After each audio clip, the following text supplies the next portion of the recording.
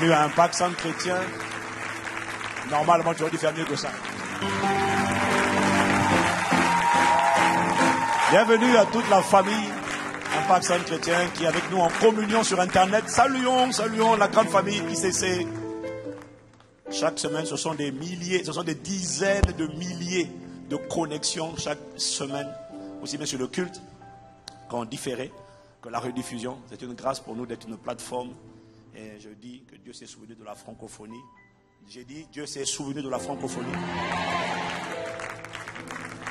Et je dis que le meilleur sortira de nous au nom de Jésus.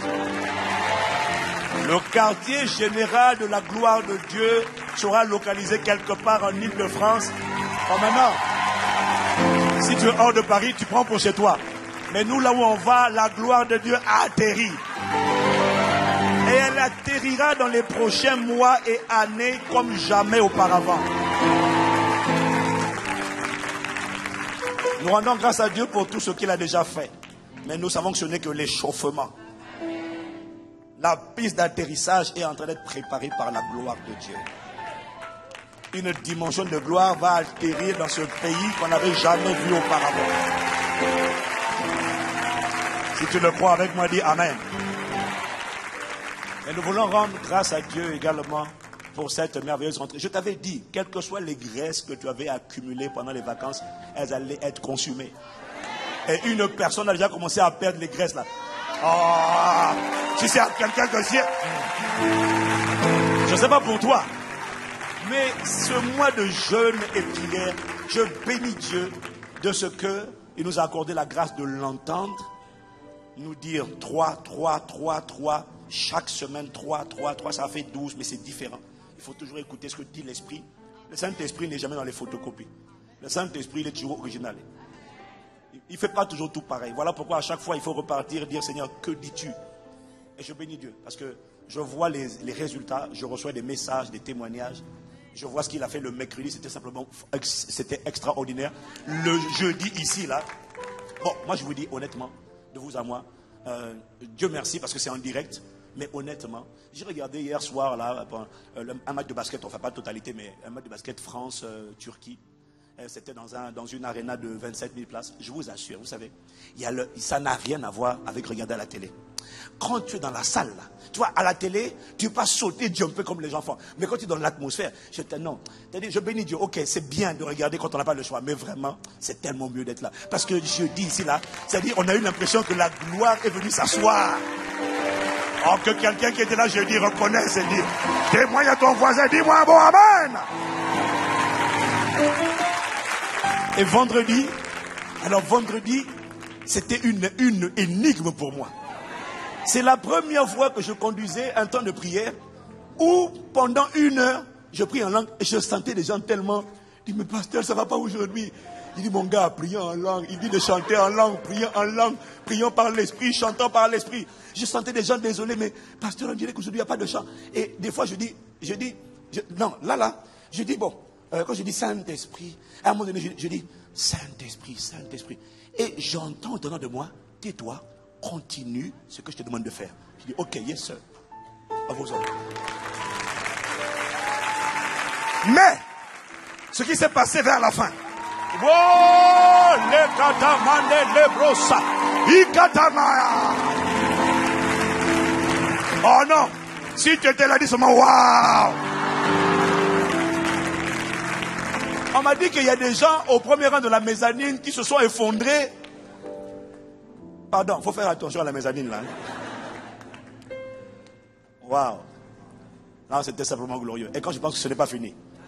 Encore 3 jours cette semaine-là. Mercredi, jeudi, vendredi.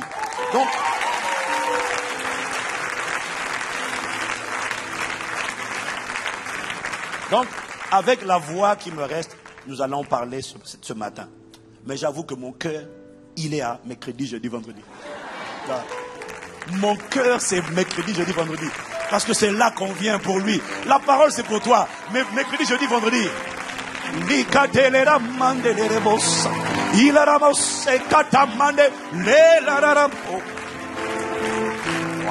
Wow. Si tu penses qu'à moi, dis c'est moi. Amen, amen, amen, amen, amen, amen, amen, amen, amen, amen, amen, amen. Amen, amen, amen, amen, amen, amen, amen, amen, amen. Wow, magnifique présence de Dieu. Te recevons, nous t'accueillons. Instruis-nous encore. Merci pour cette journée, merci pour cette semaine. Merci parce qu'il est déjà consacré, mis à part. Inspire cette parole. Rends-nous conscients de toi, Esprit de Jésus. Emmène-nous en profondeur. Nous te remercions pour tout ce que tu as fait, mais nous ne sommes pas rassasiés. Ah non, Esprit de Jésus. Nous demandons plus encore. Emmène-nous cette semaine encore. Allons dans les profondeurs avec toi. Au nom de Jésus. Amen. Amen.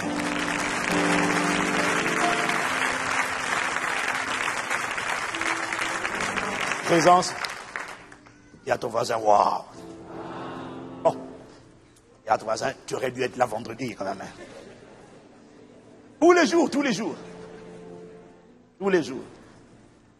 Quelqu'un me dit gloire à Dieu.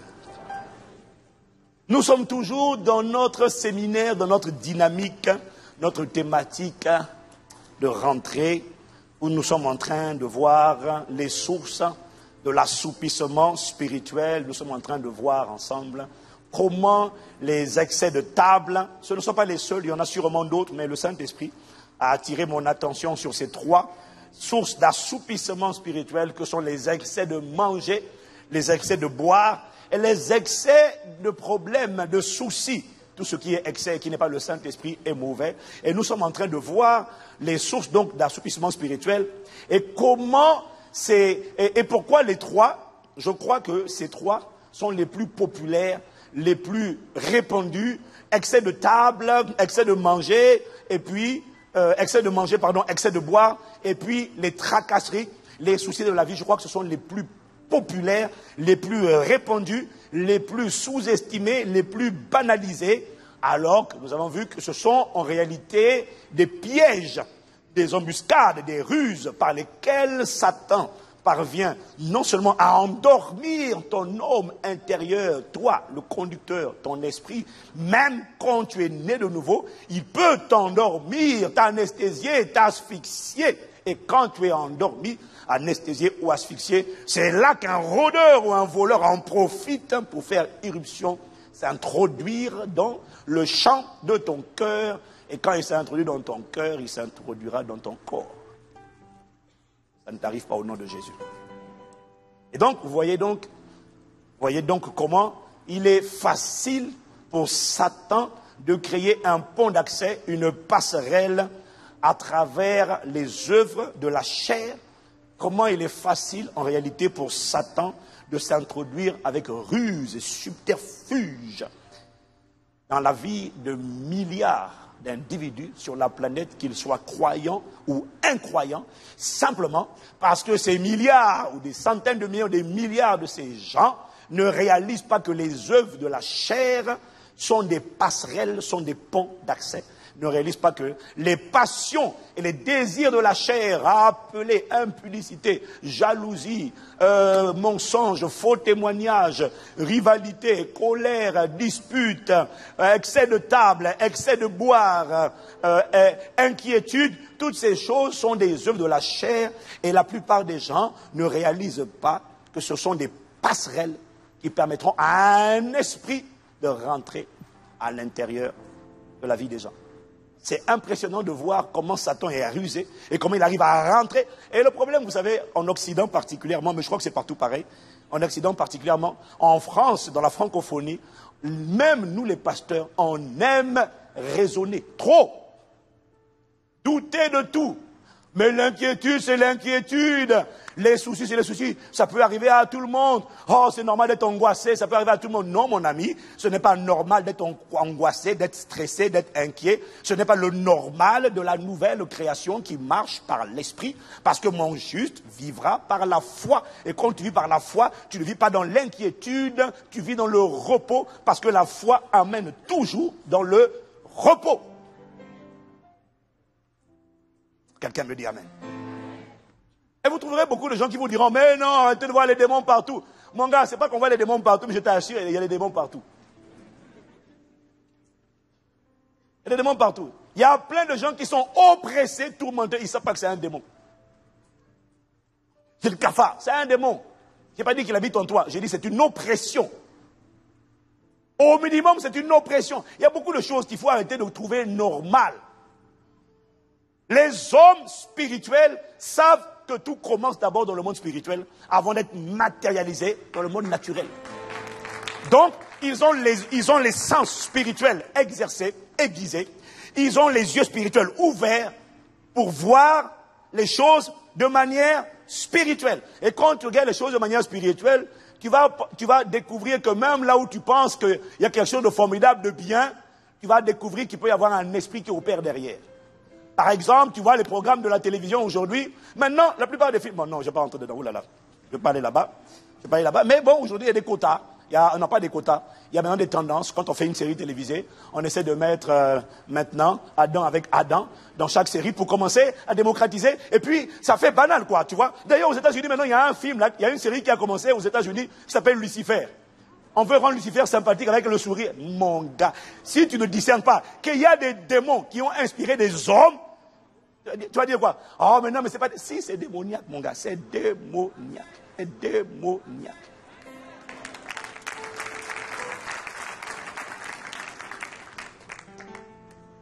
Il y a beaucoup d'esprits mauvais qui sont libérés dans l'air pour polluer les pensées des hommes.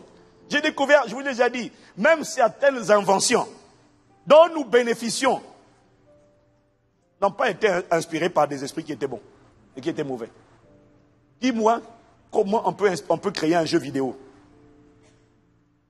Je crois que ça c'est un jeu vidéo qui va rendre quelqu'un accro, dépendant, toute la journée. Si tu arrives à jouer avec mesure, gloire à Dieu, tu n'es pas sous son emprise. Et la plupart des gens cèdent facilement, ils ne savent plus s'arrêter. Derrière toutes les dépendances, les addictions, il y a un esprit qu'on appelle l'esprit de servitude. Donc, je ne dis pas que la solution, c'est à partir d'aujourd'hui, prends et casse. Mais je dis, sois prudent. Garde de la distance. On ne dit pas ne touche pas, on dit soit, c'est ce qu'on va voir tout à l'heure, soit mesuré, soit sobre. Dis Amen. Dis Amen. Est-ce que quelqu'un me suit? Mon point est juste de vous dire que derrière beaucoup de choses qu'on pense être le progrès, il y a des esprits de distraction qui font tout et de séduction, qui font tout pour éloigner les gens de Dieu et de sa parole. Voilà, c'est ça que je voulais dire. C'est tout. La télévision est une bonne chose. Mais la télévision a été un piège pour beaucoup de gens qui ne savent pas la consommer avec modération. Ok, je ferme la parenthèse, je sens que tu n'aimes pas ce que je suis en train de dire. Donc quand tu vas aller méditer à la maison, le Saint-Esprit va te donner une forme d'intelligence pour comprendre un peu le fond de ma pensée. Je ne tords pas le sens de mes propos, je ne dis pas que je regarde pas la télé, je regarde la télé, mais je dis juste que tout ce, quand tu deviens accro, ce n'est pas bon. Et amen. Voilà, ce n'est pas bon. C'est comme les réseaux sociaux. Bon, voilà. Je crois, je l'ai reçu, que c'est bon d'utiliser la communication. Mais quand la communication, le fait d'interagir avec les gens, te fait parler, te fait passer toute la journée à parler avec des gens que tu ne connais pas ou que tu n'as pas vu depuis longtemps, et passer 15 minutes dans la présence de Dieu et 12 heures sur les réseaux sociaux, je crois qu'il y a un esprit de distraction et de séduction qui était répandu et qui est en train d'endoctriner la pensée de la plupart des gens, au point que beaucoup de gens pensent que la vie, c'est sur Facebook. On regarde, la vie, ce n'est pas sur Facebook, la vie, c'est dehors. Il y a même des églises qui pensent que si on n'est pas présent sur Facebook, si on n'a pas Facebook, on ne peut pas grandir. Il nous faut Facebook, il nous faut Facebook, il nous faut aller acheter des publicités. Il nous faut aller acheter des publicités parce que j'ai découvert qu'il y en a qui achètent. Les likes là, il y en a qui les achètent. Oh là là, Seigneur. Ça ne fait pas grandir une église. Le dire j'aime ne fait pas grandir une église. Ce qui fait grandir une église, c'est la dynamique du Saint-Esprit dans la place.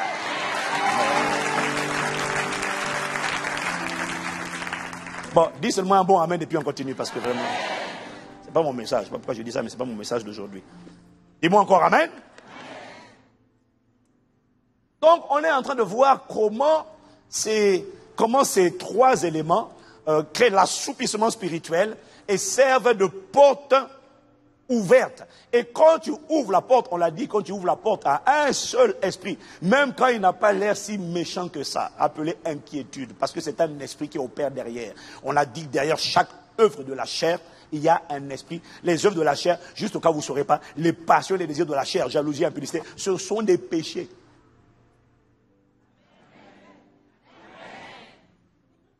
Derrière chaque péché, il y a un esprit qui te pousse à pratiquer ce péché. C'est sa nature. C'est lui qui opère derrière. Derrière la jalousie, il y a un esprit de jalousie. Derrière le mensonge, il y a un esprit de mensonge. Derrière, etc. Je me suis dit amen. Et quand tu en autorises un, il faut que tu saches que d'autres vont venir. Il va faire rentrer d'autres. On l'a dit. Et même les chrétiens ignorent ces vérités. Sous-estiment, ils sous-estiment.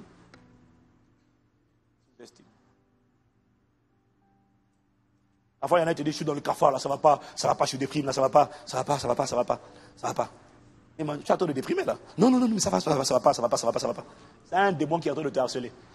Et parfois, pour les gens, c'est dur d'admettre qu'un bon, moi, je peux être harcelé par un démon. Moi, ancien des jours dans la foi. Et c'est un démon qui est en train de t'harceler. Arrête de le sous-estimer. Ne sous-estime pas. Prie, repousse, demande pardon, humilie-toi. Alors, on a commencé à parler de cinq étapes pour se remettre spirituellement en forme, pour brûler les graisses qui se sont attachées à notre homme, entre guillemets, les graisses qui se sont attachées à notre homme intérieur. On a parlé de 5 étapes et on a dit que la première étape, lorsqu'on veut se remettre en forme, qui a envie d'être en forme spirituellement musclé? Qui? Amen. Donc on parle aux bonnes personnes. Alors on a dit que premièrement, la première étape, c'était d'abord, j'ai modifié un peu l'ordre, vous verrez plus tard. On a dit que la première étape, c'était d'abord se repentir. Reconnaître d'où tu es tombé, faire profil bas et t'humilier. Humilie-toi d'abord devant Dieu afin qu'il t'élève au temps convenable. On a dit que la première étape, c'est la repentance. Dieu est miséricordieux. Dis amen. Dieu est compatissant. Et ça ne marche que lorsque tu t'humilies. La Bible dit, il fait grâce à ceux qui s'humilient, aux humbles. Et il résiste aux orgueilleux. Humilie-toi, mon frère, ma soeur. Il faut toujours commencer. Ne discute pas. Quand Dieu dit l'inquiétude, c'est péché, c'est péché. Humilie-toi. Quand Dieu dit excès de miam, miam, de glouglou, là, c'est péché. Ne dis pas, ouais, mais bon, vous déconnez, vous êtes une église de légalistes. Mon gars, humilie-toi. Reconnais que c'est péché. Dis seulement, pardon, Seigneur, je m'humilie, je reconnais. Je demande pardon. Pardon pour m'être assoupi, pour n'avoir pas monté la garde. Pardon, Seigneur, pour éventuellement avoir laissé un rôdeur oppresser mon âme. Je m'humilie, je te demande pardon pour la folie qui est attachée au cœur de l'enfant, mais accorde-moi la grâce de me relever au nom de Jésus. Quand tu t'humilies, Dieu te relève toujours. Dis amen. On a dit que la deuxième étape, c'est la sobriété. C'est soyez sobre. 1 Pierre 5 au verset 8, il est écrit, soyez sobre, veillez. Votre adversaire, le diable, rôde comme un lion rugissant, cherchant qui il dévorera. Dis à quelqu'un, sois sobre. Dis à quelqu'un, sois sobre. Et aujourd'hui, j'avais prévu d'aller plus loin, mais le Saint-Esprit hier soir m'a convaincu de revenir encore sur le même point que j'ai déjà pourtant développé. Il m'a dit de redire ce que j'ai dit il y a 2 semaines. J'ai dit, mais Seigneur, je vais redire ce que j'ai déjà dit. Il m'a dit, oui, tu vas le redire. Donc, si tu m'entends en train de redire des choses, je ne fais qu'obéir. Et amen. Et je sais que s'il dit ça, c'est qu'à la fin, tu vas dire, c'est comme si je n'avais pas entendu ça encore auparavant. Mais en fait, non, tu le sais déjà. Mais en tout cas, tu as besoin de réécouter. S'il me dit, c'est que c'est bon, c'est que c'est utile. Quelqu'un me dit amen. Il y a quelqu'un, sois sobre. D'où le titre de mon message. Ah non, le titre de mon message, c'est soyez conscients de Christ en vous. Mais on va voir pourquoi on aborde, pourquoi on donne ce titre. Ça, c'est le titre du message, mais on va voir pourquoi est-ce qu'on arrive là-bas. Sois sobre. On a dit que le mot sobre, népho en grec, signifie tempérer. Là vient la tempérance. La tempérance n'est ni plus ni moins que la capacité à se contrôler, la maîtrise de soi, le self-control. La tempérance, c'est la maîtrise de soi. La tempérance, soit sobre, ça veut dire soit tempéré, soit maître de toi-même, ça veut dire soit calme, ça veut dire soit sans passion excessive, ça veut dire ne laisse aucune passion te transporter, aucune force te transporter, te presser, si ce n'est le Saint-Esprit. Ne laisse aucune passion te presser dans ton âme, si ce n'est l'amour de Dieu. Parce qu'il est écrit quelque part, l'amour de Christ nous presse. Ça, c'est bon. Mais quand c'est l'amertume nous presse, tu dis sans effet au nom de Jésus. Quelqu'un me dit amen. Donc, être sobre, c'est être tempéré, avoir de la maîtrise de soi, avoir de l'autodiscipline. On a dit que être sobre, ce n'est pas vivre dans les interdits. La sobriété, ce ne sont pas les interdits, c'est la mesure. C'est être mesuré, être lucide, être équilibré. Et ça, ce sont différents synonymes de la sobriété. Il y a quelqu'un soit sobre. Alors, vous voyez, beaucoup d'entre nous, beaucoup de croyants, sont franchement, sincèrement bien disposés. Ils veulent être sobres. Beaucoup de gens n'ont plus envie d'en être encore, de voir encore la masturbation, l'adultère, la pornographie être associés à leur vie. Beaucoup sont sincères là-dessus. Ils veulent être sobres. Ils veulent se maîtriser. Maîtriser cette main-là. Maîtriser cet hamburger, cette huile-là. Dire, ça suffit, on arrête là. C'est un chocolat. Chut, ça va. Pas dans l'armoire au nom de Jésus. Beaucoup veulent, beaucoup aspirent. Si c'est ton cas, tu dis amen. Beaucoup sont sincères, mais ils ne parviennent pas à se discipliner. Et quand ils ne parviennent pas à se discipliner et qu'ils continuent de se dominer par les passions et les yeux de la chair, alors beaucoup sortent, la plupart d'ailleurs, sortent comme excuse, on finit avec l'excuse. Ah, tu sais, vraiment, c'est pas ma faute. Tu sais, Jésus lui-même, il a dit dans sa parole, Jésus a dit, c'est pas moi, Jésus a dit. Là, l'esprit est bien disposé, je suis désireux. Pasteur, je ne veux plus de cette affaire de masturbation, je ne veux plus de cette affaire d'alcool, de drogue. Non. Je suis bien disposé, mais ce n'est pas ma faute, ma chair est faible. Ah, pour beaucoup, c'est devenu l'excuse. Ah, la chair est trop faible, ah, la chair est trop faible, la chair est trop faible. Alors qu'en réalité, un pistolet sur la tempe, mis sur ta tempe, avec l'avertissement, fais ça encore une seule fois, même pas deux. Fais seulement une fois, vas-y, je suis prêt. On te met un vrai revolver sur la tempe, on te dit, fais seulement une fois, touche seulement une fois, calomnie seulement une seule fois, critique, tu dis que les commérages c'est plus fort que toi, d'accord. Fais commérage, juste un commérage de plus, vas-y. Non, juste une fois, juste un. Ta main là, tu dis que tu n'arrives pas à la maîtriser, juste une seule fois seulement. Envoie-la encore là où tu n'as pas l'envoyer, vas-y, une seule fois seulement, vas-y. Et c'est là que brusquement, les gens qui disaient qu'ils n'arrivent pas à se maîtriser commencent à chanter « Je te donne tout de moi ». Non, non, non.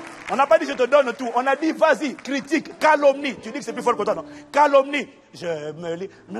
Non, mais c'est bon, là, ça vient de partir. La calomnie. Oh là, alléluia. Oh là là, je sens le Seigneur. Pasteur, je suis délivré.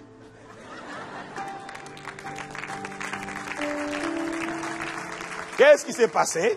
En fait, comment est-ce que la personne a fait pour se maîtriser? Non, ce qui l'a aidé à se maîtriser, c'est la prise de conscience d'un risque de mort imminente, immédiate, prématurée, non désirée, qui a donné à la personne la capacité de dire qui est fou. Est-ce que quelqu'un me suit? Donc, nous avons dit que la clé de la sobriété, la clé de la maîtrise de la discipline, la clé, c'est la prise de conscience. Et moi, amen encore. Donc, reconnais que ton problème, ce n'est pas que ta chair est trop faible. Ton problème, c'est que tu n'es pas conscient. C'est la prise de conscience qui pousse à la discipline et à la maîtrise de soi. C'est la prise de conscience qui pousse à dire à son corps, à ses pensées, à son âme, qui est fou, viens ici, donne-vous. Ouais, mais la chair dit, j'ai envie encore un petit peu de chocolat, encore un peu d'huile. Je dis, tais-toi, garde-vous. Il y a un niveau de prise de conscience qui te remplit de hardiesse lorsque tu vas commander à ton corps, à tes pensées. Tu vas dire, pensée de folie, ça là, ça va me disqualifier. Tu sors de moi au nom de Jésus. Je n'accepte pas ces pensées d'impudicité, de souillure. Arrière de moi, Satan. Je ne suis pas un nid où tu fais, quitte là. La clé, on a dit, c'est la prise de conscience. Si tu n'y arrives pas, ce n'est pas que ta chair est trop faible, c'est que tu n'es pas conscient. Mais conscient de quoi? Tu n'es pas conscient de Christ en toi. Tu n'es pas conscient de qui est Dieu. Dieu est en toi et en moi par le Saint. Tu n'es pas conscient de qui est Dieu. La plupart d'entre nous, on blague avec Dieu. On nous a tellement enseigné que Dieu est bon, qu'on a perdu l'équilibre, on a perdu la connaissance véritable de Dieu. On nous a tellement parlé de la grâce, on n'a même pas compris la grâce. On a abusé de la grâce parce qu'on n'a pas compris son niveau de profondeur. On n'a pas compris que la grâce, Dieu t'attrape. La loi, Dieu t'attrape à l'acte. La grâce, Dieu t'attrape à la pensée. Il t'intercepte dès la pensée. Il te dit, si tu penses ça, déjà tu es tombé.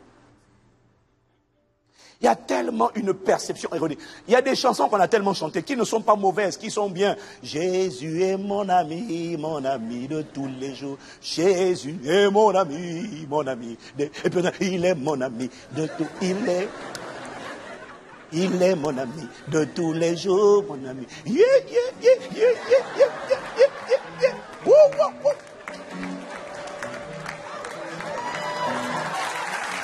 Et donc, quand on a de Jésus la perception que c'est mon ami, tu sais, avec ton ami, tu déconnes. Avec ton ami, tu fais quoi? Tu dépisses, mais yo! Allez, tape là. Yeah. Et puis après, tu donnes le coup. Yo! This is my man! Yeah! Ouais, mais tu vois, ça ne nous a pas aidé à avoir la conscience de Christ. Ça nous a amené à banaliser celui qui habite en nous. Donc, le défi qu'on a, on n'est pas conscient de qui est Dieu. On n'est pas conscient de ce que ce corps-là, il n'est pas à toi. Il n'est pas à moi. On n'est pas conscient de ça. On n'est pas conscient de qu'est-ce qui t'arrive si tu détruis le corps. Dieu dit si quelqu'un détruit son temple, le passage où il parle, il ne parlait pas de Satan. Il faut lire. Il ne parlait pas de Satan. Il dit, si quelqu'un, il parlait de l'impudicité, de l'immoralité, tout ça. Les œuvres de la chair. Si quelqu'un détruit le temple de Dieu, Dieu va le détruire. La vérité, c'est qu'on n'est pas conscient. Pourquoi? Parce que la plupart d'entre nous, nous ne tremblons pas devant Dieu. Parce que nous n'avons pas une connaissance appelée épignosis. Épignosis, c'est la connaissance qui est pleine. C'est la connaissance pour laquelle Paul priait, et on va le lire tout à l'heure dans Éphésiens chapitre 1, verset 18, lorsqu'il dit, je prie que tu illumines je prie que Dieu vous donne un esprit de sagesse et de révélation qui vous le fasse connaître encore dans sa connaissance. Il est en train de parler de épignosis. Épignosis, c'est la connaissance précise, c'est la connaissance complète, c'est la connaissance véritable, c'est la connaissance pleine, c'est la connaissance équilibrée de Dieu. Et cette connaissance, la plupart d'entre nous, nous ne l'avons pas. Parce que tous ceux qui ont eu une révélation de la gloire de Dieu dans sa gloire, tous, sans exception, de Genèse à Apocalypse, ont été saisis de stupeur, d'émerveillement, de frayeur, et se sont prosternés, se sont humiliés. Est-ce que quelqu'un me suit? Donc, tu vois, on ne tremble plus devant Dieu. C'est pour ça qu'on peut pécher et puis on vient en danse à l'église. Il n'y a pas le sentiment de la frayeur de Dieu, la crainte de Dieu. Je n'ai pas dit la peur de Dieu, mais la frayeur et la peur, c'est différent. La frayeur, c'est la crainte. C'est un niveau de révérence mêlé de qui est fou parce que tu sais qu'il est un feu dévorant.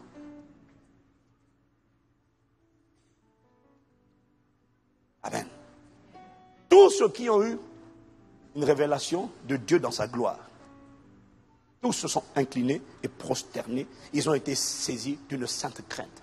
Les 4 êtres vivants, dans le livre d'Apocalypse, les 24 vieillards, les saints de tous les temps, le prophète Ésaïe, un des plus grands prophètes, pas le plus grand, mais un des plus grands dans l'Ancien Testament.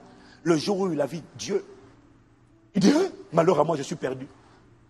Je suis un homme impur, aux lèvres impures, mes yeux ont vu le roi, l'Éternel des armées. Parce qu'il dit, je vis l'Éternel dans son saint temple. Attendez, on va y aller.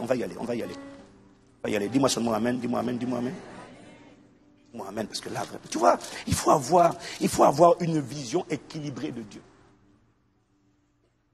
Il dit l'année du Ésaïe, chapitre 6, verset 1, l'année de la mort du roi Osias, je vis le Seigneur assis sur un trône très élevé, et les pans de sa robe remplissaient le temple. Des séraphins se tenaient au-dessus de lui. Ils avaient chacun 6 ailes, dont 2, ils se couvraient la face, et 2 dont ils se couvraient les pieds, et 2 dont ils se servaient pour voler. Ils criaient l'un à l'autre et disaient, Saint, Saint, Saint est l'Éternel des armées. Toute la terre est pleine de sa gloire. Les portes furent ébranlées dans leur fondement par la voix qui retentissait et la maison se remplit de fumée. Alors je dis, mon gars, malheur à moi, je suis perdu. Je suis un homme dont les lèvres sont impures. J'habite au milieu d'un peuple dont les lèvres sont impures et mes yeux ont vu le roi, l'Éternel des armées. Il y a une dimension de révélation de Dieu qui produit en toi un sentiment de frayeur et d'immense respect. Est-ce que quelqu'un me suit? Est-ce que quelqu'un me suit? Jean l'a vu. Ésaïe l'a vu. Il a été saisi de frayeur. Jean, qui est décrit comme le disciple que Jésus aimait. Jean qui est décrit comme celui qui mettait sa tête sur l'épaule de Jésus. C'est mon Jésus à moi. Le même Jean, quand il a vu le véritable Jésus, quand il a eu l'épignosis, la connaissance pleine et entière de Jésus, tu penses que quand Jean, qui se baladait avec lui sur la terre, disait, est-ce que je peux mettre ma tête sur toi? Et je disais, mets ta tête. Le disciple que Jésus aimait, c'est moi. C'est moi que Jésus, on m'appelle le disciple que Jésus aimait, les gars. Et quand je mets ma tête, ça veut dire que les gens étaient intimes de Jésus. Peut-être que quand il le voyait, il disait, ça va Seigneur, t'as bien dormi aujourd'hui? Je peux encore mettre ta tête? Puis je tape là. Ah, t'es mon gars, toi. Et le même Jean, quand il l'a vu dans le livre d'Apocalypse, tu veux savoir comment il l'a vu? On va le lire. Jean, Apocalypse chapitre 1, versets 10 à 17. Dis avec moi Apocalypse. Apocalypse, ça veut dire encore dire révélation. Apocalypse, ça veut dire déchirant le voile. On l'a vu marcher sur la terre. Paul a dit, si nous avons connu Christ selon la chair, c'est-à-dire sur la terre, nous ne le connaissons plus selon la chair, les gars. Le Jésus qu'on a vu marcher là, faut pas croire que le Jésus que tu voyais là, qui avait l'air gentil, il est bon, il n'y a pas de problème. Non, dis amen. Faut pas croire que je te décris un autre Dieu. Il est bon, dis amen. Mais quand Jean l'a vu véritablement comme il est, c'est-à-dire quand Jean a eu une connaissance pleine, épignosis, une connaissance véritable, parce que la plupart d'entre nous, on a une connaissance, et encore, je dirais même partielle, très infime. C'est à cause de cette connaissance infime qu'il n'y a pas la crainte de Dieu en nous, qu'il n'y a pas la conscience de Dieu.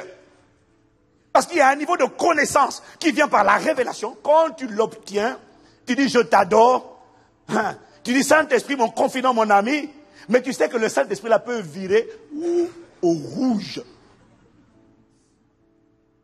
Est-ce que quelqu'un me suit? Et c'est ça qui te donne une vision équilibrée de Dieu. Dis-moi amen. Apocalypse, chapitre 1, versets 10 à 17.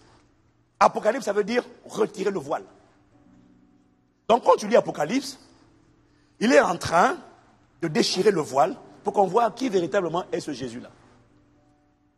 Je fus saisi par l'Esprit, ça c'est Jean qui parle, le jour du Seigneur, et j'ai entendu derrière moi une voix forte comme le son d'une trompette. Elle disait, ce que tu vois, écris-le dans un livre et envoie-le aux 7 églises. À Éphèse, à Smyrne, à Pergame, à Thyatire, à Sardes, à Philadelphie et à Laodicée. Je me retournai pour savoir quelle était la voix qui me parlait. M'étant donc retourné, je vis 7 chandeliers d'or et au milieu des 7 chandeliers, quelqu'un qui ressemblait à un fils d'homme. Il était habillé d'une longue robe et portait une écharpe en or sur la poitrine. Sa tête et ses cheveux étaient blancs comme de la laine blanche, comme de la neige. Waouh! Ses yeux étaient comme une flamme de feu.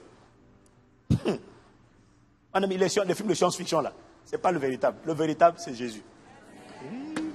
Ses yeux étaient comme des flammes de feu. Ses pieds étaient semblables à du bronze ardent, comme s'ils avaient été embrasés dans une fournaise. Et sa voix ressemblait au bruit des grandes eaux. Il tenait dans sa main Dans sa main droite, 7 étoiles. De sa bouche sortait une épée aiguë à 2 tranchants. Et son visage était comme le soleil lorsqu'il brille dans toute sa force. Et tu sais que lorsque le soleil brille dans toute sa force, on te dit, surtout ne regarde pas. Parce que tu vas être affecté dans tes yeux. Amen. Quand je le vis, moi Jean, et tu vois que quand Jean a vu, il dit, oh c'est toi. Est-ce que je peux me dire, oh Jésus, tu es là? Non. Quand je le vis, je tombais à ses pieds comme mort. Oh, quoi? C'est pas ton pote avec qui il dit non. Si nous l'avons connu dans la chair, nous ne le connaissons plus selon la chair. Il posa alors sa main droite sur moi en disant, n'aie pas peur. S'il dit n'aie pas peur, ça veut dire que le Jean là, qui pensait connaître Jésus là, ça veut dire que le Jean, quand il a découvert véritablement qui est Jésus, a été saisi de frayeur. Ce n'est pas une peur inspirée par le diable. C'est une frayeur parce que tu vois une dimension que tu n'as jamais vue. Une splendeur, une gloire. Le jour où tu vois quelqu'un, rien que les yeux, quand tu vois des yeux en flammes, tu vois ça sur la terre.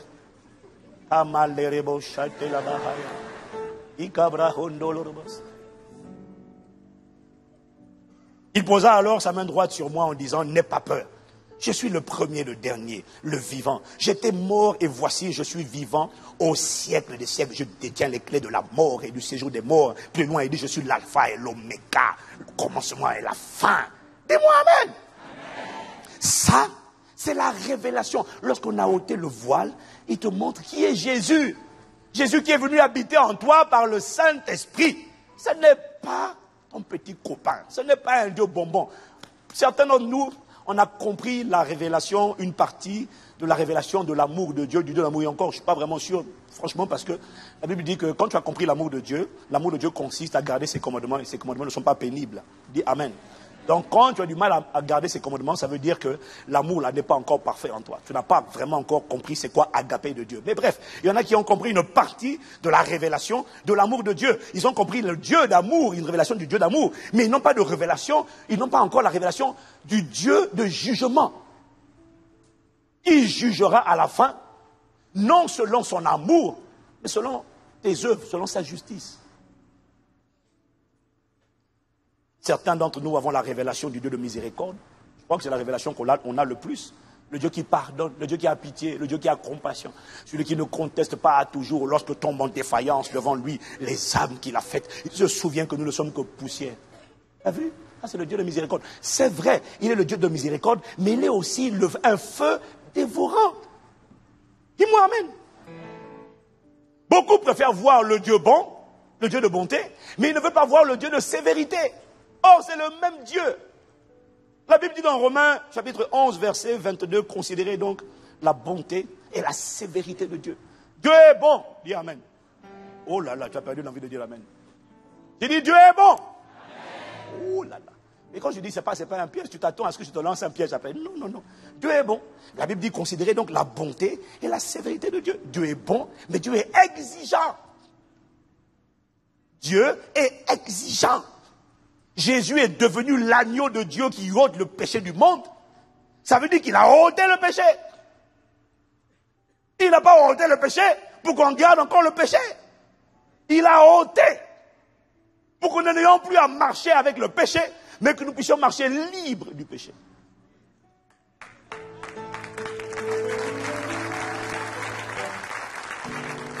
Voyez-vous, on n'a pas une connaissance équilibrée, complète et véritable.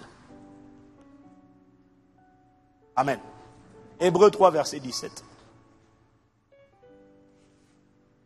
Et contre qui Dieu fut-il irrité pendant 40 ans? Et contre qui Dieu fut-il irrité pendant 40 ans? Sinon contre ceux qui péchaient et dont les cadavres tombèrent dans le désert. Est-ce que quelqu'un me suit? Il est en train de parler du peuple d'Israël là. Il les a fait sortir d'Égypte, mais Dieu s'est irrité contre eux au point de faire tomber leurs cadavres dans le désert. C'était le même Dieu bon, mais là, il est devenu un Dieu de jugement. Parce que Dieu est patient, il a patienté, et puis il n'arrêtait pas de s'endurcir, et puis il pensait que comme Dieu était bon, alors il n'y avait pas de conséquences. À un moment donné, la vapeur, la fumée est montée jusqu'aux narines de Dieu. Dieu a fait... Maintenant, oui, maintenant, c'est fini. Vous allez tous mourir dans le désert. Ça ne t'arrivera pas, ça n'arrivera pas au nom de Jésus. Dis-moi amen. Qu'est-ce que je suis en train d'essayer de vous dire? Je suis en train d'essayer de vous dire que ce qui emmène la prise de conscience de Christ, c'est la connaissance qui vient par la révélation. On a lu à propos de Dieu, mais nous ne sommes pas conscients. Parce que cette prise de conscience, pourquoi elle est importante? Pourquoi c'est important d'avoir cette vision équilibrée de Dieu? Parce que c'est cette vision équilibrée de Dieu qui te fait savoir que si tu as péché, si tu demandes pardon, tu sais qu'il va te pardonner. Je n'ai pas entendu? J'ai dit, il y a cette connaissance équilibrée de Dieu te donne la certitude que quand tu as péché, si tu as péché, nous avons un avocat auprès du Père, Jésus-Christ le juste. Il est fidèle et juste pour nous pardonner et pour nous purifier de toute iniquité. Dis-moi amen. Dis-moi amen. C'est important d'avoir cette connaissance-là. Mais en même temps, c'est important d'être conscient du fait que si tu ne t'humilies pas, tu vas résister à Dieu. Et Dieu, la Bible dit, Dieu résiste aux orgueilleux. C'est important d'avoir une vision équilibrée. C'est savoir combiner le Dieu de bonté, le Dieu de sévérité. C'est ça qui produit en toi la crainte de Dieu. Et c'est la crainte de Dieu, quand elle est imprimée en toi, qui produit en toi la haine du péché. Il y a un niveau de conscience de Dieu. Tu sais qu'il est bon, mais tu sais qu'il ne blague pas. Oui, amen. Tu sais qu'il est bon, mais tu sais que c'est un feu dévorant. Et qu'il est exigeant. Mais tu ne marches pas dans la crainte. Tu marches dans l'amour et tu marches dans la reconnaissance. Mais quand le péché vient frapper à ta porte, tu dis au péché, tu ne me feras pas auto-exploser. Non. Parce que tu ne plaisantes pas. Parce que tu as la conscience. Tu as la conscience de Dieu. Dis-moi amen. Alors, ce niveau de conscience dont nous parlons, il vient comment? Il vient lorsque nos yeux spirituels s'ouvrent.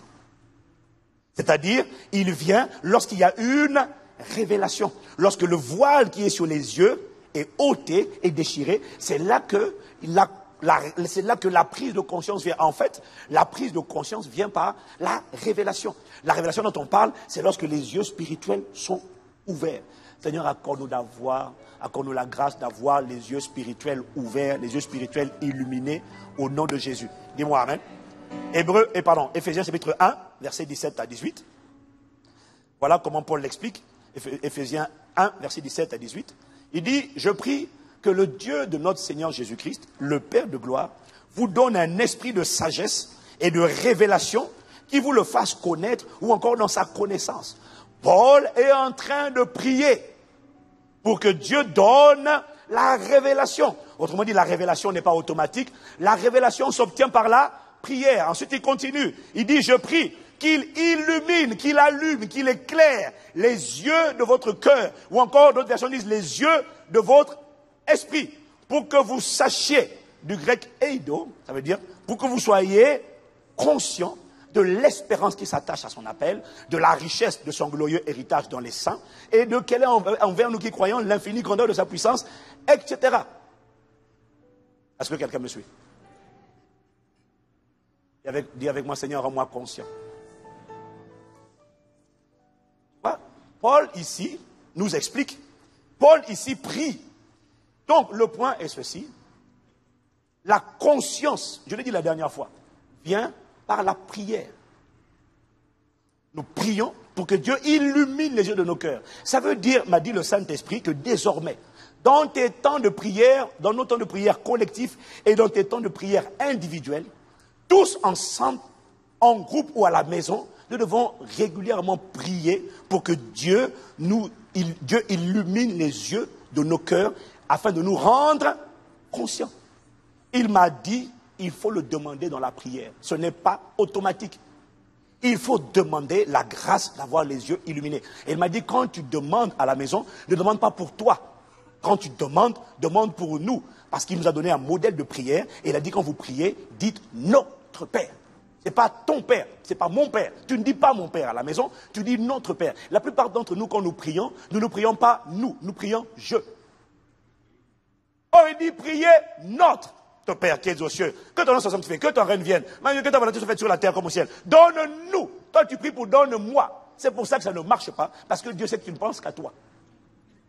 Il faut dire, donne-nous, notre Père, pardonne-nous. Pourquoi tu dis pardonne-nous? Ne demande pas pardon pour toi quand tu as péché. Dis toujours pardonne-nous. Parce qu'il est très probable que quelqu'un ait péché le même péché que tu as péché dans la même famille spirituelle.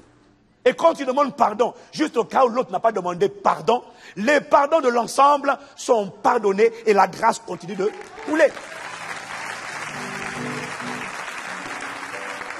Quelqu'un dit amen. Dis à quelqu'un, c'est notre, hein. On m'inclut dans ta prière. Donc, le Saint-Esprit m'a dit, il dit, priez régulièrement, demandez à Dieu. Quand tu pries, moi quand je prie à la maison, c'est toujours nous. Seigneur, accorde-nous la grâce d'être conscient de toi. Il dit, alors Paul dit, priez pour que Dieu illumine les yeux de votre cœur, pour que vous sachiez, pour que vous soyez conscient. Dis avec moi conscient. Mais c'est pas seulement conscient, il ne faut pas seulement prier pour être conscient de l'espérance qui s'attache à son appel. Il ne faut pas seulement prier pour être conscient de l'héritage, il ne faut pas seulement prier pour être conscient de la puissance de Dieu. Mais il dit qu'il faut aussi prier parce qu'à chaque fois que tu vois, comme dans 1 Corinthiens 6 au verset 19 à 20, à chaque fois qu'il dit, ne savez-vous pas que, ça veut dire, ils ont une information, mais ils ne sont pas conscients de cette réalité. Et chaque fois que tu vois, ne savez-vous pas que est un domaine de prière où il faut que l'Église prie désormais pour dire, rends-nous conscients de ce que... Alors il dit quoi? Ne savez-vous pas que votre corps est le temple du Saint-Esprit qui est en vous? Ça veut dire que collectivement, ça donnera, Seigneur, rends-nous conscients du fait que nous sommes le temple du Saint-Esprit. Parce que la vérité est que la plupart d'entre nous, nous n'en sommes pas conscients. Amen. Vous n'êtes pas conscients. Ça ne vient pas comme ça. Ça vient premièrement par la prière. La prière collective. Et je prie tous les jours, je dis, Seigneur, rends-nous conscients de qui tu es. Et il dit, ne savez-vous pas que votre corps est le temple du Saint-Esprit? Donc la prière, c'est rendre-nous conscients de ce que nous sommes le temple du Saint-Esprit, que vous avez reçu de Dieu, que vous ne vous appartenez pas à vous-même. Seigneur, accorde-nous la grâce de réaliser que nous ne nous appartenons pas à nous-mêmes. Parce que quand je vois la manière dont moi-même je traite mon corps, quand je vois ce que je mets dans mon estomac parfois, et quand je vois, moi encore c'est petit. Moi encore c'est petit. Parce que ça se reflète, je ne grossis pas beaucoup, j'ai perdu de taille. Mais quand je vois la manière dont certains de mes voisins et mes voisines mangent là, ma prière c'est Seigneur, rends-nous conscients de ce que ce corps-là n'appartient pas à ma soeur, ni à mon frère. Quand je vois ce que tu fais avec ton corps là, tu dis, je l'ai vu, il m'a vu, nous vîmes, et puis à 23 heures, Seigneur, rends-nous conscients de ce que, accorde-nous la grâce d'être conscients de ce que ce corps n'est pas à nous. Dis-moi amen. Il faut le demander de manière collective, corporative, parce que Dieu exauce des prières faites selon sa volonté.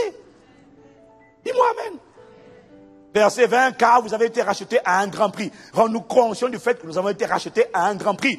Et il dit, glorifiez donc Dieu dans votre corps et dans votre esprit qui appartiennent à Dieu. Sais-tu que, dis-moi, sais-tu que, est-ce que tu reconnais avec moi, que lorsque tu étais esclave, et qu'un maître est venu payer la rançon pour t'acheter, et que le nouveau maître te tient, et il te dit, tu fais ça. Est-ce que tu sais que chaque fois que tu dis, non, je fais ce que je veux, est-ce que tu te rends compte que tu rentres en rébellion ou tu rentres en révolte?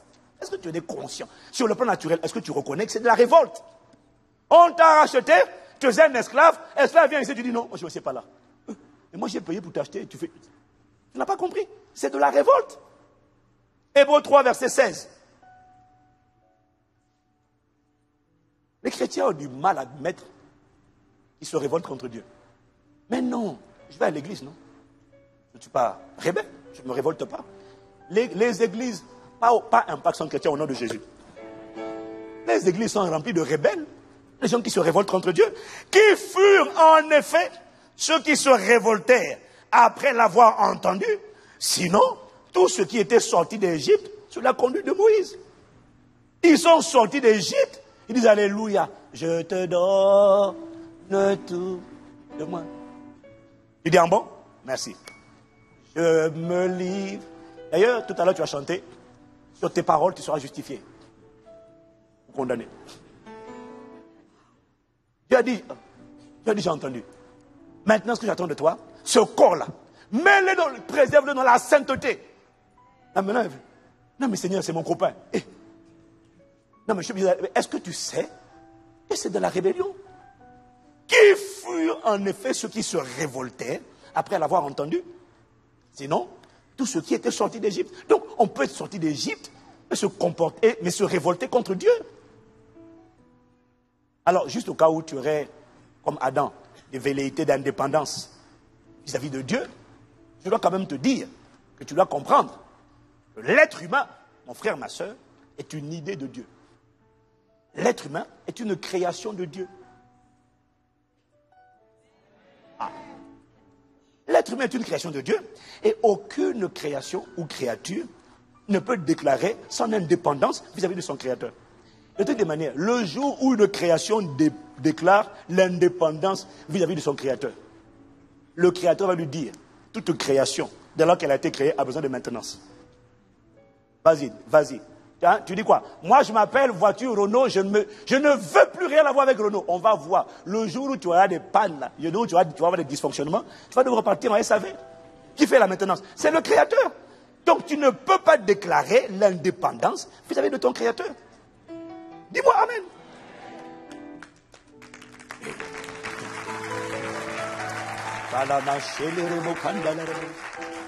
L'être humain est une création de Dieu. Et en tant que création de Dieu, il ne peut pas déclarer son indépendance vis-à-vis de son créateur. Il ne peut pas faire ce qu'il veut. Dis-moi Amen. Tu ne t'appartiens pas à toi-même, je ne m'appartiens pas à moi-même. Nous lui appartenons. Avant d'être à lui, tu étais à Satan. Et il faisait de toi ce qu'il voulait.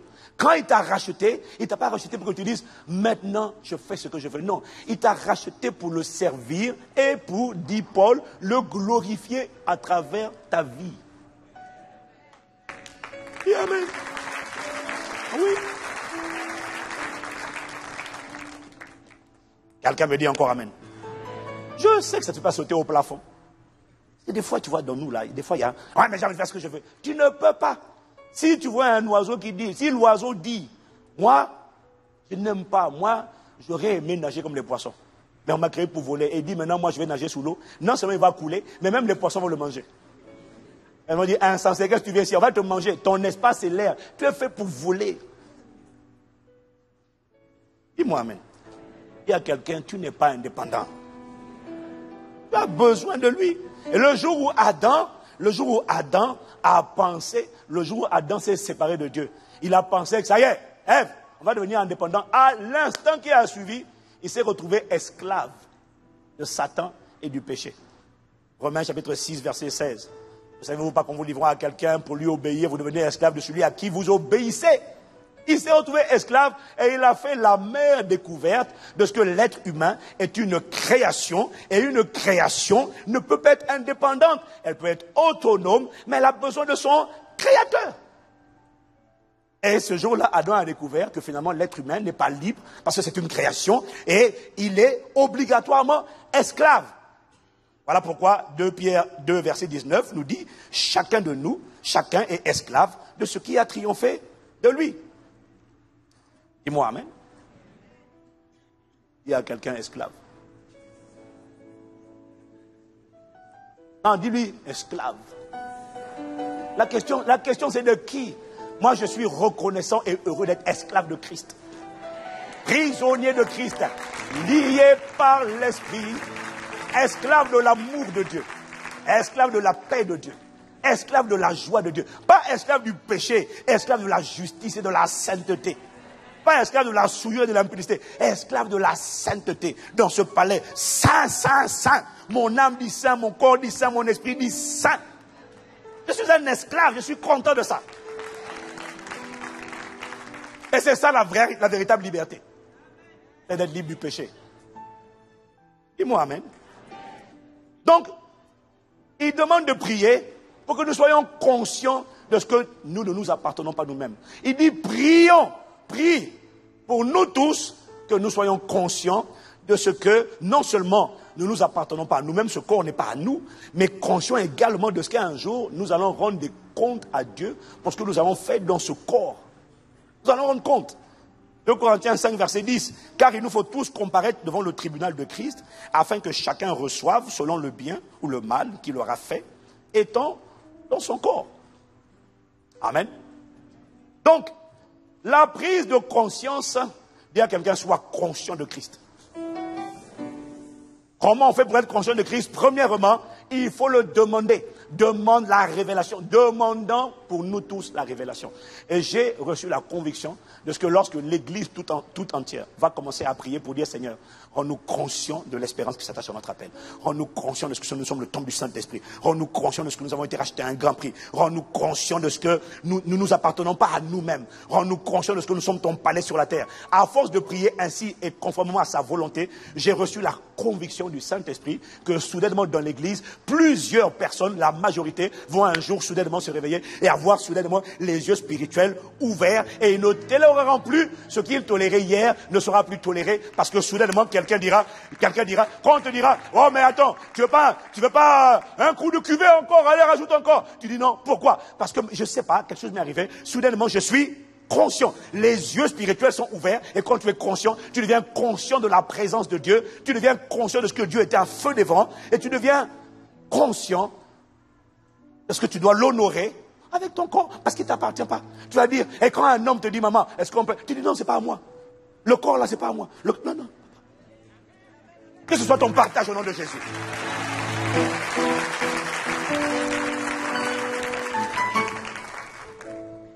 Je dis, c'est pas mon corps.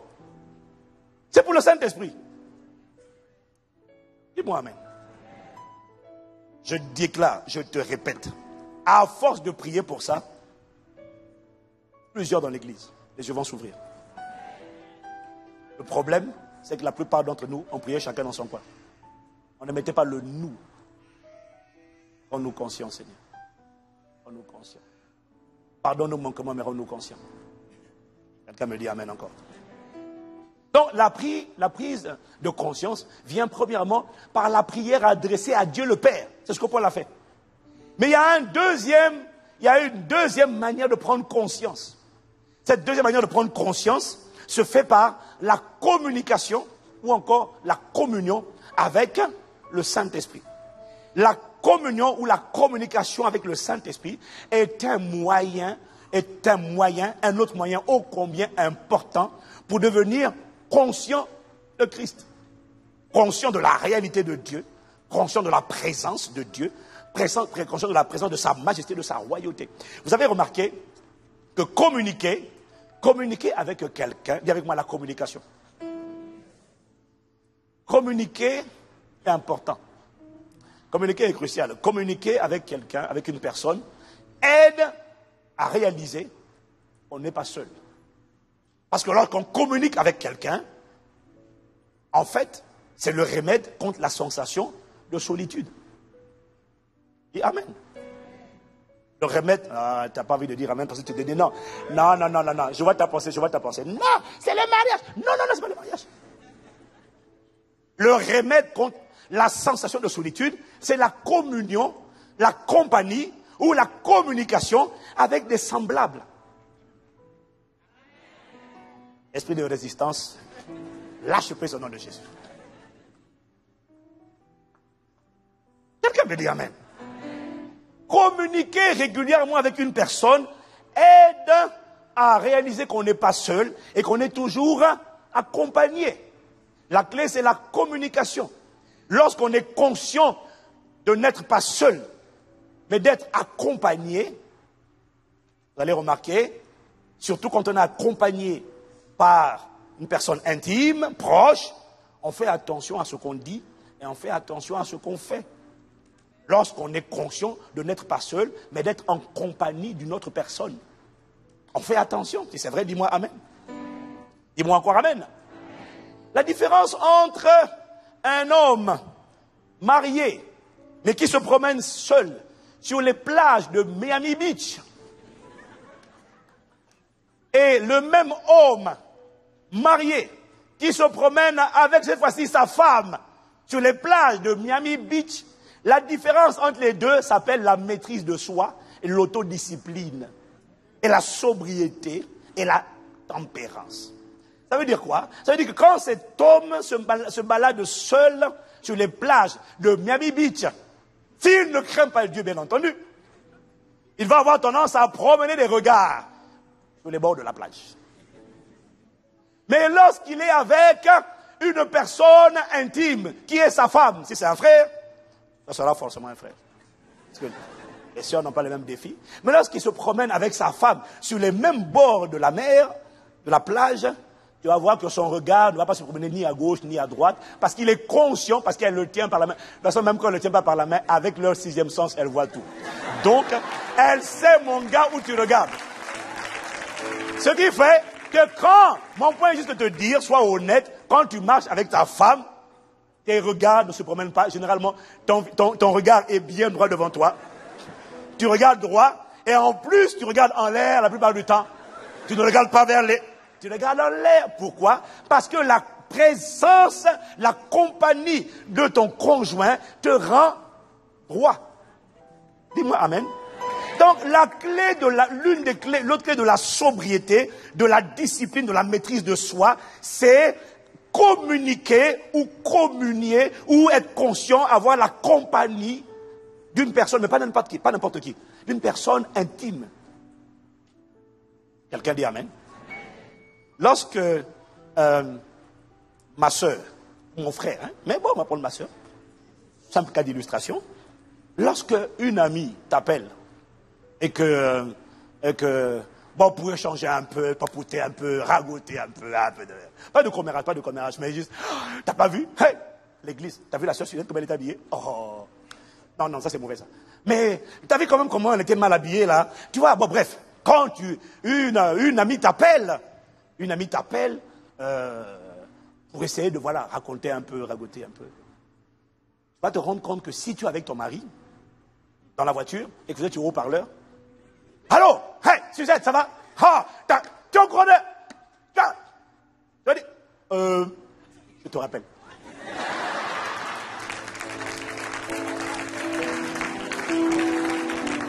Si c'est vrai, dis amen. Tu vas dire, je te rappelle.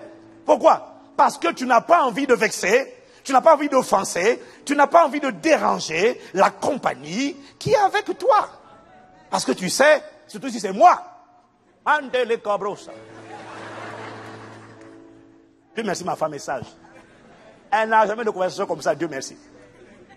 C'est bien d'épouser la bonne personne quand même. Mais malgré tout quand même, il y a des conversations qu'elle ne va pas avoir. Elle va quand même préférer dire, je te rappelle.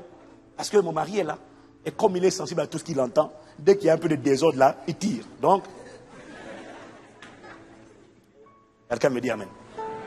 Quelqu'un me dit amen. Donc, qu'est-ce que je sais? Je vais atterrir. Qu'est-ce que je sais de vous dire? Le Saint-Esprit m'a dit de rester dessus. J'aurais pu parler d'autre chose, j'avais prévu, mais bon, je reste dessus. Parce qu'il faut qu'on assied cette histoire de conscience. Dis avec moi, Seigneur, que je sois conscient de Christ. Donc, la première clé pour être conscient, c'est la prière. La prière corporative, nous devons prier. La deuxième clé, c'est la communication. La communication ou encore la communion du Saint-Esprit. J'ai remarqué que, qu'est-ce que j'essaie de te dire? En fait, j'essaie de te dire, si tu veux être conscient de Christ, parle régulièrement au Saint-Esprit. Ça, j'essaie de te dire. Parle régulièrement. Prie beaucoup en langue. Parce que quand tu pries en langue, quand tu pries en langue, tu n'es pas en train de prier Dieu le Père. Quand tu pries en langue, tu es en train d'expérimenter ce qu'on appelle la communion du Saint-Esprit. Entretenez-vous par des hymnes, par des psaumes, par des cantiques spirituels, chantant de tout votre cœur les louanges du Seigneur. Quand tu pries, tu parles par l'Esprit, tu es en train, en fait, de communier avec le Saint-Esprit. Dis-moi amen.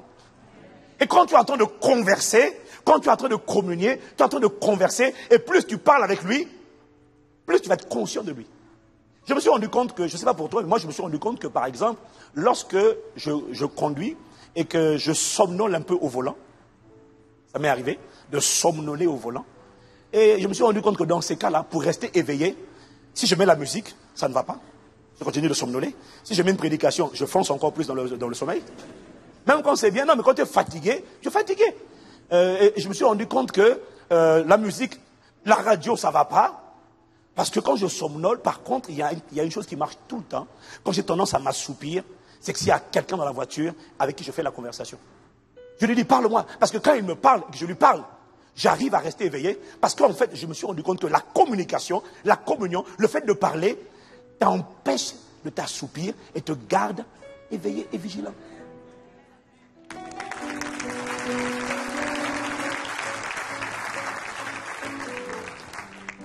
Comment peux-tu l'appliquer? Prends l'habitude de parler avec le Saint-Esprit. Quand tu conduis au volant ou dans les transports en commun. Oh, beaucoup d'entre nous, on aime écouter la musique, c'est bien. Mais même quand tu écoutes la musique, prends le temps de parler par l'Esprit. Prends le temps régulièrement de parler. Prends le temps de discuter. Prends le temps de converser. Comment? Parle par l'Esprit, parle par l'intelligence, chante par l'Esprit, chante par l'intelligence. Quand tu fais ça, tu es en train de communier avec le Saint-Esprit. Et tu vas te rendre compte d'une chose difficile. C'est que c'est quasiment impossible de parler au Saint-Esprit. Non,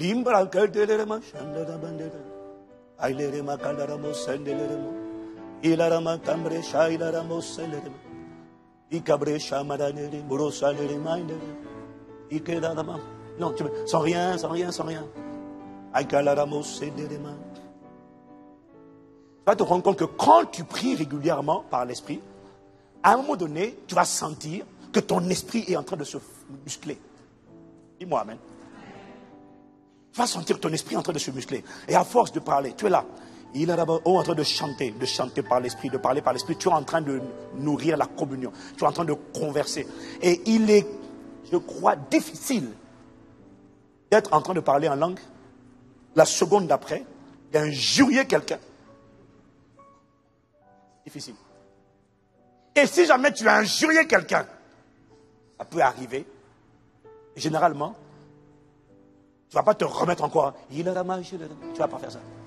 Dès que tu vas vouloir refaire, il va te dire non. Et par ça. Et là, tu vas dire, Seigneur, je te demande pardon. J'ai mal parlé. Je demande pardon, j'ai mal parlé. Autrement dit, la conversation, la communication, la communion avec le Saint-Esprit va te rendre alerte, va te rendre conscient. Il y a des choses, quand tu prends le temps de communier avec lui, tu deviens de plus en plus conscient de sa présence, parce que plus tu lui parles, et plus il fait monter en toi des pensées. Plus tu lui parles, plus ton esprit se fortifie. Et je vais te dire, même quand ton esprit se fortifie, des fois tu le ressens. Tu ressens une force, tu ressens, et tu es dans la conscience. Il y a des choses que tu ne feras pas. Il y a des paroles que tu ne diras pas. Parce que si quelqu'un t'appelle, tu lui dis, oh mon gars! Ou si un serpent à sonnette, race de vipère, une séductrice, mon frère, il dit, oh tu sais, quand tu dis ça comme ça là, quand tu fais telle chose là, tu sais, j'ai les yeux. Quand tu vas écouter, si tu es en train, quand tu n'es pas en train de prier par l'esprit, tu n'es pas aussi fort. Mais quand tu es en train de prier par l'esprit, tu vas sentir que, et quand elle va commencer à parler, tu vas dire, on ne parle pas comme ça là. Parce que tu vas être conscient de ce que tu dis là. Le Saint-Esprit à qui tu es en train de parler est en train d'entendre ça. Tu vas dire, on ne dit pas ça s'il te plaît, j'ai quelqu'un avec moi là, on ne dit pas ça. On ne parle pas comme ça, j'ai quelqu'un dans ma vie, il est là. La communication, la communion augmente le niveau de sensibilité au Saint-Esprit.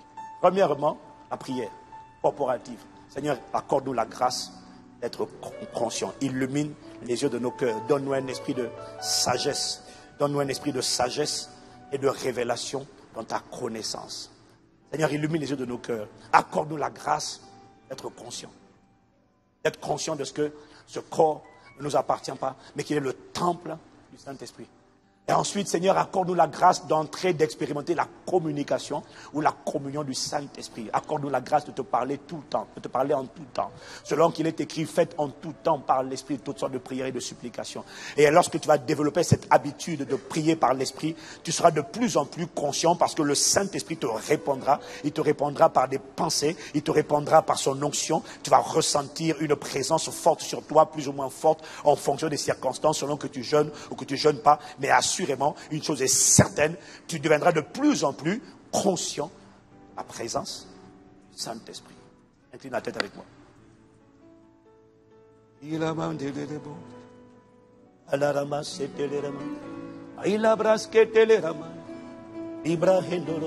Nous allons tous ensemble élever la voix là où nous sommes. Reste assis comme tu veux. Nous allons élever la voix pour demander au Seigneur, accorde-nous la grâce d'être conscient. Accorde-nous la grâce d'être conscient tous ensemble. Accorde-nous. Tu peux le prier par l'esprit, le chanter par l'esprit.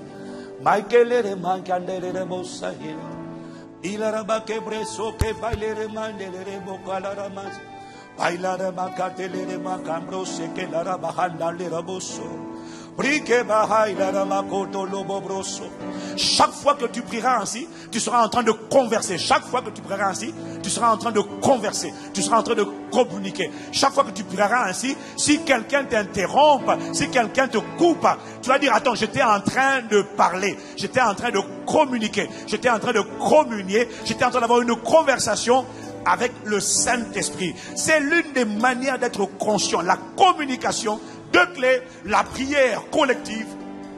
Deuxièmement, la communication.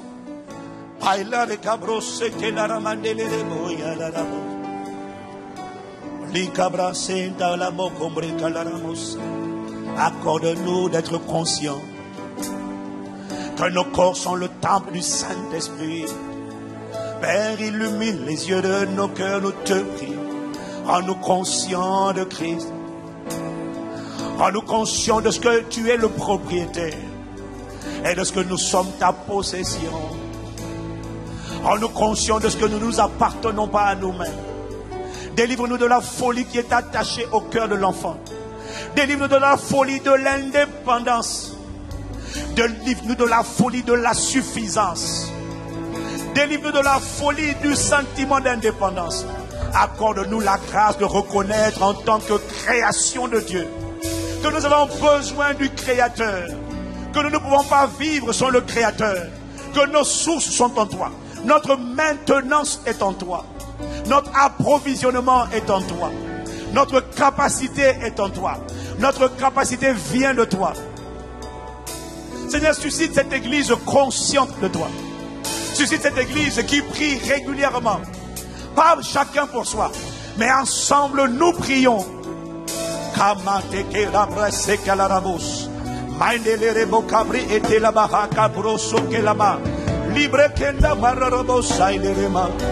Père, rends-nous conscients. Rends-nous conscients. Fais-nous avoir de toi une vision équilibrée et véritable. Une connaissance non pas partielle mais pleine. La connaissance du Dieu d'amour et du Dieu de jugement. Du Dieu de bonté et du Dieu de sévérité. Rends-nous conscients que tu es un feu dévorant. Rends-nous conscients que Saint, Saint, Saint est ton nom. Et accorde-nous la grâce de marcher dans la conscience de cette sainteté.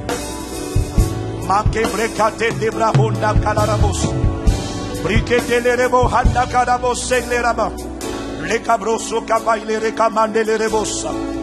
Li cambreso que la rama les recabroso.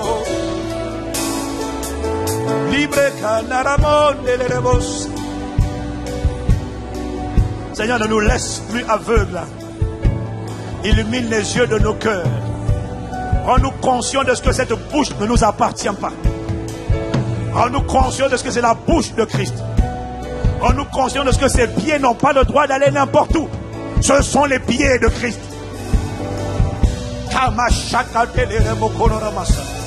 Rends-nous conscients de ce que ces mains ont été rachetées. Ce sont les mains de Christ. Elles n'ont pas le droit de se poser n'importe où. Parce que ce sont des mains sanctifiées, mises à part, rachetées, sanctifiées, mises à part, pour un usage sacré, pour un usage divin. Elles n'ont pas le droit de toucher n'importe quoi. Ces pieds n'ont pas le droit de marcher dans la chambre, elles n'ont pas le droit de marcher jusqu'à dans le lieu de la femme étrangère. Ces pieds vont là où il y a la sainteté. Ils marchent dans la sainteté. Ces yeux, accorde-nous la grâce de réaliser que ces yeux ne nous appartiennent pas. Qui n'ont pas le droit de se promener partout comme ils veulent. Mais qui doivent regarder où Christ regarde. Et ils doivent regarder comme Christ regarde. Ils doivent regarder avec la compassion de Christ. Avec l'amour de Christ. Accorde-nous la grâce de réaliser que ce cœur ne nous appartient pas. Et que c'est le cœur de Christ. Et qui doit ressentir ce que tu ressens. Et qui n'a pas le droit de ressentir ce que tu ne ressens pas. Et comme tu ne ressens pas le découragement, ce cœur n'a pas le droit de se complaire, de prendre plaisir dans le découragement. Ce cœur n'a pas le droit de prendre plaisir et de s'asseoir dans la peur. Parce que ce cœur ne m'appartient pas. Ce cœur t'appartient. C'est le cœur de Dieu qui est à l'intérieur de moi. Tu as racheté chaque fibre, chaque partie de mon corps. Permets que chaque partie de mon corps vive pour te glorifier, pour te révéler, pour te faire connaître, pour publier bien haut les vertus de celui qui nous a appelés les ténèbres à son admirable lumière.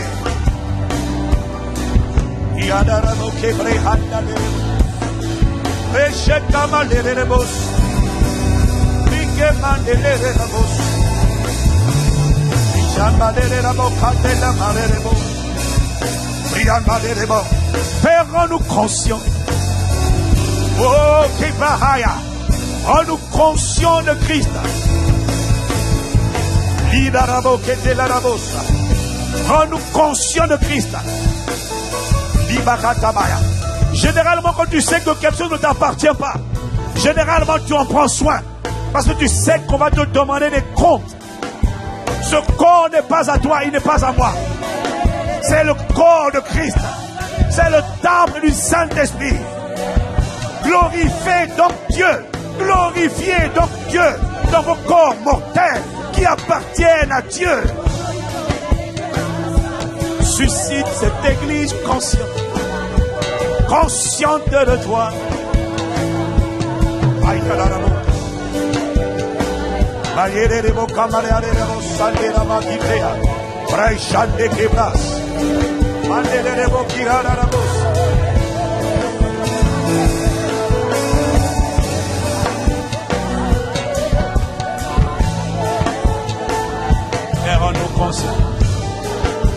Ma langue n'a pas le droit de dire n'importe quoi. Mais je reconnais que j'ai besoin d'être conscient. Cette langue a été rachetée. Elle n'est pas à moi. Cette bouche a été rachetée. Ces oreilles n'ont pas le droit d'écouter n'importe quoi. Elles ont été rachetées. Rends-nous conscients. Fais-nous communiquer régulièrement avec toi. Esprit de Jésus, rends-nous conscients. Rends-nous conscients. Ah, la maman est à la main. Esprit de Dieu, Esprit de Dieu, rends-nous conscients. Ne nous laisse pas ignorants. Ne nous laisse pas être détruits par le manque de connaissances. Père, nous t'implorons. Père de notre Seigneur Jésus-Christ, dans ton église consciente de Christ, c'est le secret de la sobriété, c'est le secret de la maîtrise de soi. Ne nous laisse plus faire n'importe quoi. Accorde-nous d'implorer chaque jour. Rends-nous conscients, Père, chaque jour de ce que nous ne nous appartenons plus à nous-mêmes. De ce que nos mains sont les mains de Christ. De ce que notre bouche est la bouche de Christ. De ce que nos oreilles sont les oreilles de Christ.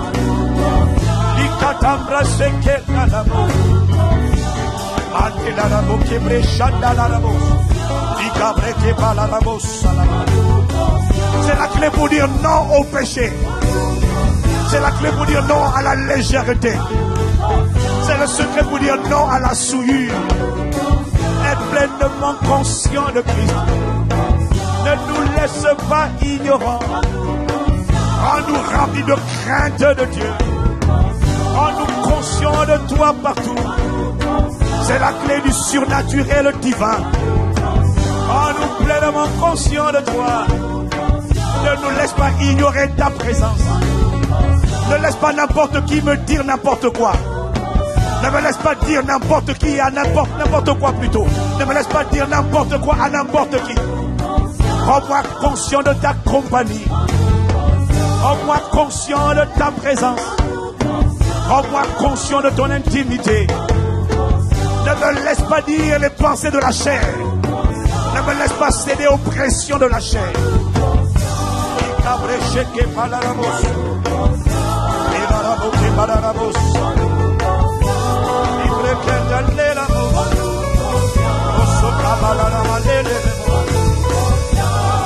ne m'appartiennent pas. Ils n'ont pas le droit d'aller là où c'est interdit.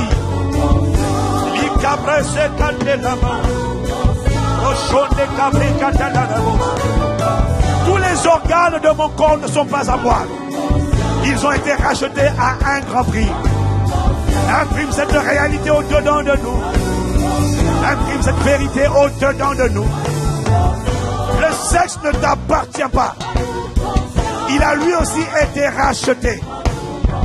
Rien en toi ne t'appartient. Ils ont tous été rachetés.